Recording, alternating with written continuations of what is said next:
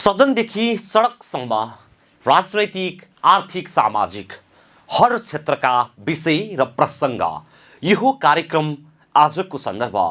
नमस्कार, कार्यक्रम आजको सन्दर्भमा स्वागत छ। म दिपेश दाहाल। दर्शकवृन्द, कार्यक्रम आजको सन्दर्भमा हामी देशभर भएका सामाजिक, आर्थिक, राजनीतिक हर क्षेत्रका विषयलाई विश्लेषणात्मक रूपमा प्रस्तुत गर्ने गर्छौं।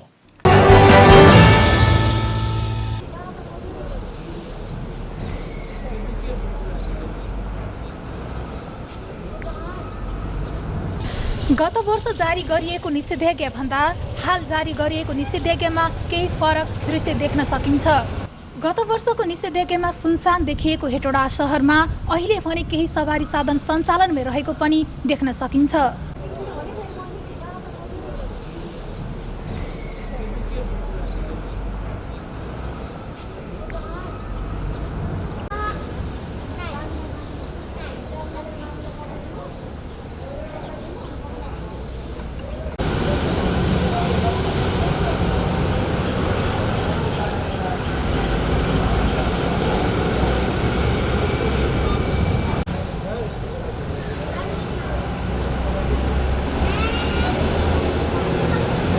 सरकारले अत्यावश्यक बाहेकका अरू कामहरूमा घर बाहिर ननिस्कन पनि नागरिकलाई आग्रह गरिसकेको छ।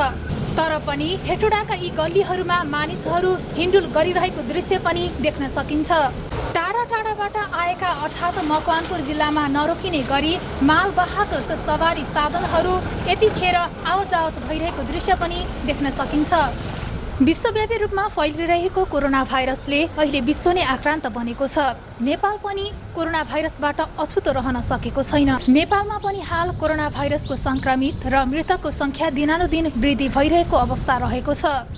कोरोना भाइरस अर्थात् कोभिड-19 को न्यूनीकरण र रोकथामको लागि हाल मकवानपुर जिल्लामा पनि निषेधाज्ञा जारी गरिसकेको छ। सधैँ सवारी साधनको भिड लाग्ने बस पार्क अहिले भने केही खाली रहेको देख्न सकिन्छ। बस पार्क नजिक रहेका ठुला ठुला रेस्टुरेन्ट, होटल, लज तथा किराना पसलहरू पनि यतिखेर बन्द रहेको देख्न सकिन्छ। कोभिड-19 सङ्कट व्यवस्थापन केन्द्र मकवानपुरले वैशाख 19 गते मध्यराति 12 बजेबाट निषेधाज्ञा जारी गरिसकेको छ।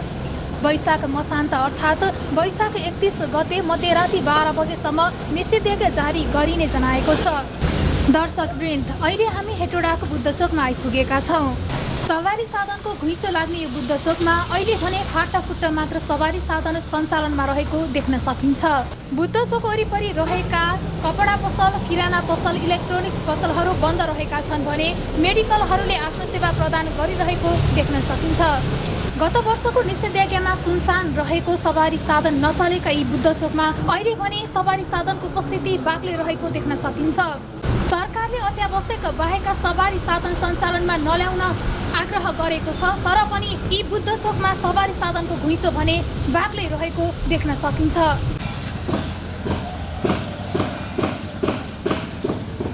अरू बेला दिनौ जसो सेवाग्राहीको घुइँचो लाग्ने मालपोत र नापी कार्यालय पनि अहिले सुनसान देखिएको छ।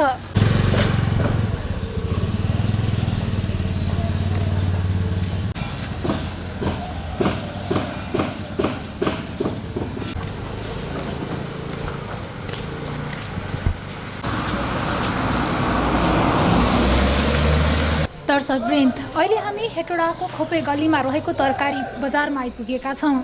अरू बेला धेरै जसो भिडभाड हुने तरकारी बजार अहिले पनि सुनसान बनेको छ। सबै तरकारी बजारहरू यति बेला बन्द रहेको छ। खाद्यान्न तथा तरकारी पसल बिहान 5 बजेदेखि बिहान 9 बजेसम्म मात्र खोल्न दिने निर्णय कोभिड-19 सङ्कट व्यवस्थापन केन्द्र मकवानपुरले गरेको छ। यति बेला खोपे गल्लीमा रहेका तरकारी बजारहरू बन्द रहेका छन्।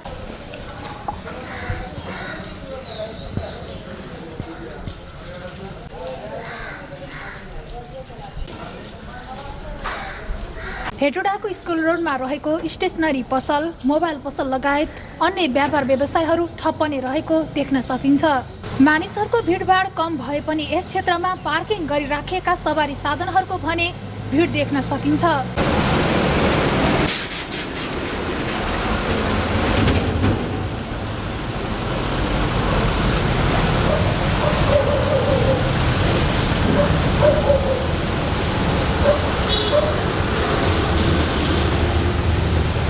नेशनल गोल्ड टेलिभिजनका लागि क्यामेरा पर्सन विकेश चौलागाईको साथमा सपना अधिकारी हेटौडा।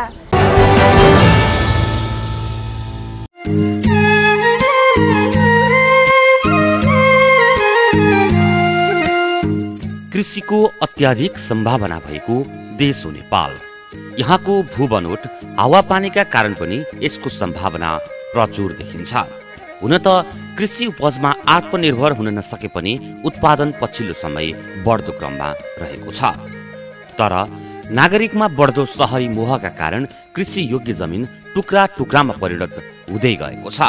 अनि मुलुकको सबै जनसङ्ख्या सहर केन्द्रित हुँदा सहरमा खाद्यान्न, फलफुल र तरकारीको भाउ दिन प्रतिदिन उकालो लागिरहेको छ। तर मकवानपुरको उत्तरी क्षेत्र थाहानगर टिस्टुङ बज्रबाराहीका युवाहरू यति बेला सहरका राम्रा घर, विलासी जीवनशैलीको मोह त्यागेर आफ्नै रनवनमा चैतको न्याउली जस्तै रम्न थालेका छन्। उनीहरू अहिले आफ्नै ठाउँको माटोमा भविष्य उमारिरहेका छन्, आफ्ना सपना हुर्काइरहेका छन् र परिवारसँगै बारीभरि लगाइएका हरियाली तरकारी हेर्दै, बगैँचामा लगाएका मिठा मिठा फलको रसस्वादन गर्दै आफ्नै घरको आँगनमा रमाइरहेका छन्। अझ भनौँ यो ठाउँका युवाहरू मेहनतको नर्सरीमा पसिनाका थोपाले सिँचाइ गरी आफ्ना सपना उमारिरहेका छन्। बागमती प्रदेशको राजधानी हेटौडा र सङ्घीय राजधानी काठमाडौँबाट नजिकै रहे पनि भौतिक पूर्वाधारमा भने अझै पिछडिएको छ यो टिस्टुङ बज्रबाराही। सम्भावना नै सम्भावनाले भरिपूर्ण भए पनि थुप्रै कुरामा पिछडिन बाध्य छन् बज्रबाराही बासिन्दाहरू। मेहनतले फलाएका तरकारीहरू उचित बजार व्यवस्थापनको अभावमा सस्तोमा बेच्न बाध्य छन् यहाँका कृषकहरू। काउलीहरू के बेच्ने बेला भएको हो कि अथवा सुरु भइसकेको छ बेच्न सुरु भएको छ? सुरु भएको। अब अहिले आउने काउली पनि छन्, त्यो त साफै भयो। अब त्यो पहिला फुलिसकेको पनि सब दाग लगाएपछि त दिख्दैन। तरकारी हो। अनि यो अहिले चाहिँ यो सबै तरकारी नै हो तपाईँको। खुर्सानी, भिँडी खुर्सानी, अकबरे खुर्सानी, काउली, बन्दा, आलु। आलु चाहिँ धेरै आलु नै लाउँछ। जस्तो कि यो लकडाउनले गर्दाखेरि कतिको असर गरेको छ यहाँको तरकारी बेच्नको लागि? अहिलेसम्म त त्यो असर पारेको छैन। तरकारी गइरहेछ तर भाउ पाइरहेको छैन। तरकारी चाहिँ गइरहेछ, यहाँबाट तरकारी चाहिँ जान्छन्, भाउ चाहिँ अब लकडाउन नभएको भाउ पाउँथ्यो, लकडाउनले गर्दाखेरि भाउ पाइरहेको छैन किसानले। के फल्दैन र यो ठाउँमा? पोल्टाबाट झरेका बिउका दानाहरू हेर्दा हेर्दै लहराउन थाल्छन्। हाम्रो भान्सामा दैनिक पाक्ने आलु त झन् यहाँको विशेषता नै बनेको छ। आलु, काउली, बन्दागोबी, गोलभेडा, खुर्सानी सबै फल्छ यही ठाउँमा। बागमती प्रदेशको राजधानी हेटौडा होस् या सङ्घीय राजधानी काठमाडौँ, दुवै ठाउँबाट यहाँको दूरी त्यति टाढा भने छैन। यद्यपि सडक निर्माणमा भएको ढिला सुस्तीका कारण आफ्ना उत्पादनहरू बजारसम्म पुर्याउन यहाँका किसानलाई हम्मे हम्मे पर्ने गरेको छ। यहाँको शुभ नाम? सीताराम। यहाँ चाहिँ असिना आएको छ। कहिले आएको असिना? असिना बिहिबार। असिना त पर्लै नै पर्यो नि यसपालि होइन। अब यो काउलीको डाँट मात्रै छ, यो बन्दाको पनि डाँट मात्रै, आलुको पनि त्यस्तै डाँट मात्रै ठाउँ ठाउँमा छ, ठाउँ ठाउँमा छैन फेरि। अब धेरै नै नोक्सान भएको छ है। यो अब खोर्सानीहरू, यो बिरुवाहरू सखाबै भएको छ। यसो तपाईँको आफ्नो चाहिँ छ कि छैन तरकारी खेती? आफ्नो तरकारी खेती आफ्नो सबैको छ। तपाईँको चाहिँ के भयो खेती भन्नु? मेरो त आलु, बन्दा, यो खोर्सानीको बिउहरू यसरी चाहिँ हानिकार भएको। विशेष गरी के लाउनुहुन्छ तरकारीमा चाहिँ? तरकारी चाहिँ यस्तै बन्दा, काउली, खोर्सानी, भेँडे, गोलभेडा। बेच्नलाई कतिको समस्या छ, के छ? बेच्नलाई त अहिले त अब बन्दको समय आइसक्यो। पहिला त अलिअलि चलिएको थियो, अहिले त ठ्याप्पै भने पनि भयो। कोरोनाले चाहिँ तपाईँको खेतीपातीमा, तरकारी खेतीमा कतिको असर गरेको छ? कोरोना अलिअलि त चलिरहेछ। तैपनि पहिलाको जस्तो अब किनेर खानेहरू पनि अब सबै कोठामा बस्नु थाल्यो। के हुन्छ र किन्ने नभएपछि व्यापार के हुन्छ र ठप्पै जस्तै भनौँ। निराशामा रुमलिएको टिस्टुङ बज्रबाराहीमा आशाका किरणहरू पनि उत्तिकै छन्। रोजगारका लागि खाडी मुलुक धाउने नेपाली परम्परा बज्रबाराईमा भने त्यति देखिँदैन। रोजगारका लागि खाडी मुलुकमा पसिना बगाउने भन्दा पनि आफ्नै ठाउँमा 10 नङ्गा खियाउने जोस र जाँगर छ यहाँका जनतालाई। विदेशिएका स्थानीय पनि यति बेला बज्रबाराईतिरै फर्किएका छन्। विदेशबाट फर्किएकाहरू यति बेला कृषि कर्ममा नै व्यस्त छन्। तर विश्वभर फैलिएको कोरोना महामारीका कारण कृषि कर्म थङथिलो हुँदै गएपछि कृषकहरू चिन्तित बन्न थालेको स्थानीयहरूको भनाइ छ। अस्ति आएको थियो असिना क्षति त पुरै भएको छ नि। तपाईँको बालीहरू कति क्षति भयो? बालीमा पनि त्यति नै भइरहेको छ क्षति। जस्तै यहाँ विशेष गरी चाहिँ के लाउनु छ तरकारीहरू तपाईँहरू चाहिँ? आलु, काउली, बन्डा, खोर्सानी, त्यही हो, मकै भयो। मकवानपुरको टिस्टुङ बज्रबाराईका कृषकको मेहनत साँच्चै नै लोभलाग्दो छ।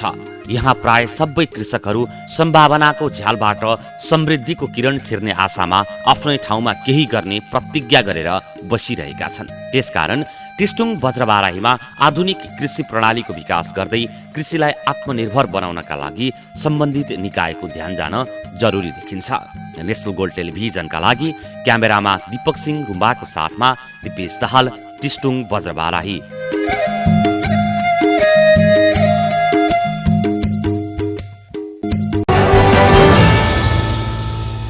देशभर दिनहुँ संक्रमितको संख्या थपिँदै गएको छ। यस्तै बागमती प्रदेशको राजधानी हेटौडामा कोरोना भाइरस संक्रमण दर दिन प्रतिदिन बढ्दै गइरहेको छ। विश्वव्यापी रूपमा फैलिरहेको कोरोना भाइरसबाट सबै क्षेत्रका मानिसहरू आक्रान्त बनेका छन्। हेटौडामा कोरोना भाइरसको जोखिम बढ्न नदिन उपमहानगरले विभिन्न निकायसँगको समन्वयमा प्रयास गरिरहेको छ। करिब करिब कोभिडको चाहिँ अन्त्य भयो भन्ने ठानेर हामी ढुक्क थियौँ आम नागरिकहरू, र फेरि चाहिँ यो नयाँ किसिमले चाहिँ बढ्न थाल्यो। यसको लागि हेटौडा महानगरपालिकाले गरेको तयारी भने हाम्रो यहाँ आइसोलेसन केन्द्र छ यहाँबाट 5-6 किलोमिटर गौरीटार भन्ने ठाउँमा। त्यहाँ हाम्रा डाक्टर टोली नगरपालिकाकै मातहतमा रहेका डाक्टर साहबको नेतृत्वमा स्वास्थ्य कर्मीहरू खट्या छन् र 2टा एम्बुलेन्स स्ट्यान्ड बाई छ र सबै कुरा चाहिँ हाम्रो त्यो तयारीको हालतमा बसेका छौँ र त्यहाँ हामी बिरामी लाने। र अर्को कुरो प्रयास के छ हेटौडा महानगरपालिकाको भने यो भोलि यसले विकराल रूप लिन सक्छ। जसरी पहिला पनि त्यसरी चाहिँ एकदम कम सङ्क्रमितको सङ्ख्या बढ्दै गएपछि हामीले के गर्यौँ भने होम आइसोलेसन र होम चाहिँ क्वारेन्टाइनलाई बढी प्रायोरिटीमा राख्यौँ। र त्यो अहिले पनि यो जुन किसिमले दैनिक बढ्दै गइरहेछ सङ्क्रमितको सङ्ख्या, अहिले पनि हामी चाहिँ के गर्छौँ भने पहिलो हाम्रो प्रयास भनेको होम आइसोलेसनमै राख्ने हो। आफ्नो परिवारको बिचमा स्वास्थ्य डिस्टेन्स मेन्टेन गरेर बस्ने हो। तर घरमा आइसोलेसन बस्न नसक्ने अवस्थाको छ, त्यो प्रकृतिको बिरामी छ भने चाहिँ नि हामीले लिएर त्यो गौटा राख्छौँ। अनि त्यहाँ पनि राख्नलाई स्थिति राम्रो भएन भने अनि सम्बन्धित अस्पतालमा पुर्याउने काम चाहिँ हामीले गरिरहेछौँ। हेटौडामा कोरोना भाइरस नियन्त्रणका लागि भन्दै गत आइतबारबाट हेटौडाका सवारी साधनमा जोर बिजोर प्रणाली लागू गरिएको छ। दर्शकगण, यति बेला हामी बागमती प्रदेशको राजधानी हेटौडामा छौँ। कोरोना भाइरस नियन्त्रण गर्नका लागि भन्दै गत आइतबारबाट जोर बिजोर प्रणाली सवारी साधनमा लागू भएको छ। बढी भिडभाड हुने प्याटी प्यालेस, पर्यटकीय स्थल बन्द छन् भने त्यसै गरी सैलुन, ब्युटी पार्लर पनि बन्द गरिएको छ। तरकारी बजार बिहान 8 बजेदेखि खुल्ला गर्ने व्यवस्था गरिएको छ भने अन्य ब्याङ्किङ संस्थाहरू र अन्य व्यवसायहरू आलो पालो गरेर चलाउने व्यवस्था मिलाइएको छ। जोर बिजोर प्रणाली लागू भएसँगै हेटौडामा कम मात्रामा सवारी साधन चल्न थालेका छन्। यद्यपि सर्वसाधारणको बेवास्ताले गर्दा पूर्ण रूपमा लागू भने भएको छैन। जोर बिजोर प्रणालीलाई पूर्ण रूपले लागू गर्नका लागि प्रहरी कसिएर लागेका छन्। नेपाल प्रहरीले हेटौडा छिर्ने नाकाहरूमा कडाई गरेको छ। बजार क्षेत्रमा खुलेका पसलहरू, बैंकहरूमा पनि सर्वसाधारणको उल्लेख्य भिड लाग्ने गरेको छ। हेटौडामा बढी भिडभाड हुने पार्टी प्यालेस, पर्यटकीय स्थल बन्द छन्। यति बेला यस्तै सैलुन, ब्युटी पार्लर पनि बन्द गरिएको छ। तरकारी बजारलाई बिहान 8 बजेसम्म खुल्न दिने मापदण्ड जारी गरिएको छ। यद्यपि प्रशासनको आँखा छलेर भए पनि केही तरकारी व्यापारीहरूले भने पसल खोल्ने गरेका छन्। यसरी तरकारी बजार खुल्दा सरकारी नियमको त धज्जी उडेको छ नै, कोरोना संक्रमण फैलने सम्भावना पनि उत्तिकै बढेको छ। दोस्रो लहरको कोरोना संक्रमण दर फैलदै गएपछि धेरै ठाउँमा निषेधाज्ञा जारी गरिएको छ। संघीय राजधानी काठमाडौँ सहित ललितपुर, भक्तपुरमा आजबाट नै निषेधाज्ञा जारी गरिएको छ। तर बागमती प्रदेशको राजधानी हेटौडामा भने अहिलेसम्म निषेधाज्ञा गरिएको छैन। तर निषेधाज्ञा हुन्छ भने त्रासले गर्दा आवश्यक सामानहरू खरिद गर्नका लागि सर्वसाधारणहरूको हेटौडा बजारमा भिड लाग्ने गरेको छ। दोस्रो चरणको कोरोना संक्रमण बढ्दै गएपछि बैंक वित्तीय संस्थालाई असर पारेको छ नै त्यसको प्रत्यक्ष असर आम नागरिक जनतालाई समेत पर्न थालेको छ। फैलाएको कोरोना संक्रमणलाई सर्वसाधारणले कसरी लिएका छन् यसबारे हामी सर्वसाधारणसँग बुझ्ने प्रयास गर्नेछौँ। यसको लागि चाहिँ अब विशेष गरी अब हामी यदि हिँड्नै पऱ्यो भने मास्क लगाउने, सकेसम्म सेनिटाइजरहरू चाहिँ अब युज गर्ने होइन त, भिडभाडमा नहिँड्ने, सामाजिक दूरी कायम गर्ने होइन। अब यसलाई नै हामीले मध्यनजर स्वास्थ्यलाई नै हामीले ठाउँ गर्न सक्यौँ भने मात्रै हामी सुरक्षित रहन सक्छौँ होइन त।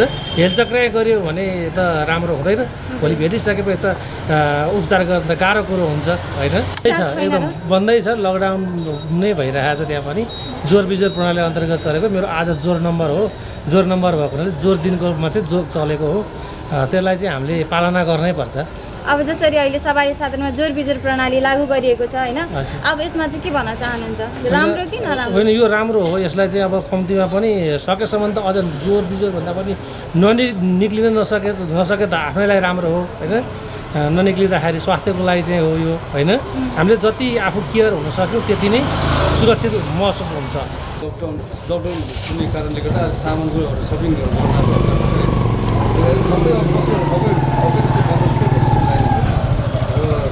धेरै जस्तो कम जस्तो छ। त्यही कारण कोरोना एकदमै सबैजनाले कोरोना भाइरसलाई चाहिँ अब अलिकति त्यो शान्तिमा सोच्नु पऱ्यो। सबैजनाले यो कुरालाई अलिकति मान्नुपर्छ र जस भिडभाड गर्नु हुँदैन, जहाँ पाइ त्यही नहिँडिदिनु होला भन्न चाहन्छु सम्पूर्णलाई।